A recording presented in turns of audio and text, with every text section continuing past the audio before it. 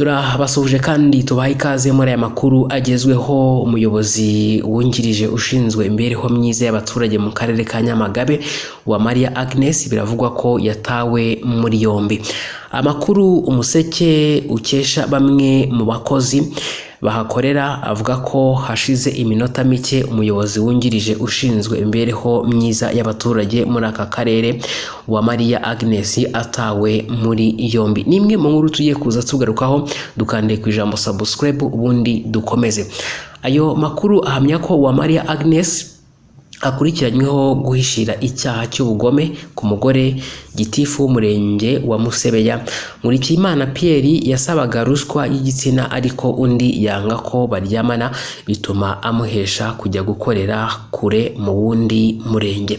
Umwe mu bavuganye n'umunyamakuru w'Umuseke avuga ko Uwamariya yafashwe ku gicamunsi cyo kuri uyu n'ubundi wa 29 Nyakanga 2026 ajya kubazwa.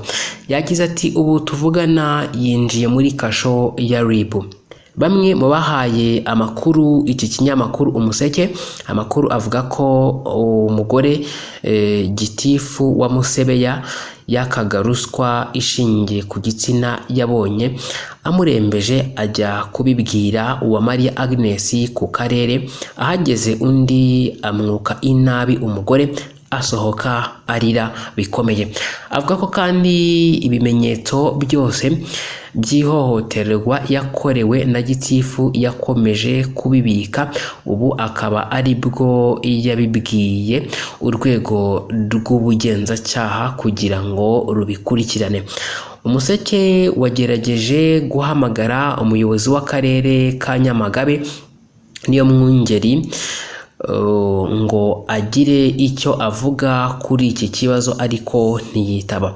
Uwamariya Agnes birakekwa ko afungiye kuri sitasiyo ya polisi iherereye mu murenge wa Gasaka, akaba aje asanga gitifu w'umurenge wa Musebeya Nkurikiyimana Pierre ugiye kumara icyumweru afunze. Mu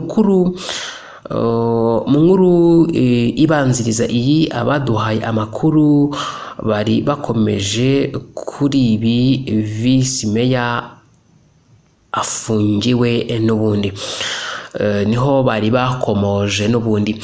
Umuyobozi ukurikiranyweho kwaka ruswa y'igitsina muri Nyamagabe nyine niwe n'ubundi twababwiraga ko nyine ari we watawe muri yombi kugeza kuri ubu ngubu. Hanyuma mu nkundire mbashimire kandi mbifurize no gukomeza kugira ibihe byiza. Ubwo byari ibyo, dusubire mu biganiro byacu biri imbere. Hagati aho ngaho ariko kandi tukiri aha ngaha n'ubundi nuko kugeza kuri ubu ngubu n'ubundi muri aka karere ubwo twabagezagaho iyi nkuru, ni ukuvuga ngo amakuru Umuseke waje kumenya nyuma nuko ubwo yasabaga uwo gitifu igitsina ngo kakimwima, ibi byatumye amusabira kumwimurira mu wundi murenge uherereye kure n'urugo rwe. Umuseke wamenye ko gitifu watswe ruswa ishingiye ku gitsina yatakambiye ubuyobozi bw'akarere ka Nyamagabe ntibwabiha agaciro nyir'ubwite, abonye ko bamurangaranye ajya kubibwira urwego rw'ubugenzacyaha i Kigali. Umwe muri abo yagize ati RIB yaturutse i Kigali niyo n'ubundi yaje kumufata. Abandi bakavuga ko usibye icyo kibazo cya ruswa ishingiye ku gitsina hari n'ikibazo cya ruswa akekwaho kuko afatwa bamusanganye miliyoni 10 y'u Rwanda yari abitse mu icumbi yahawe n'ubuyobozi bw'akarere. Ibi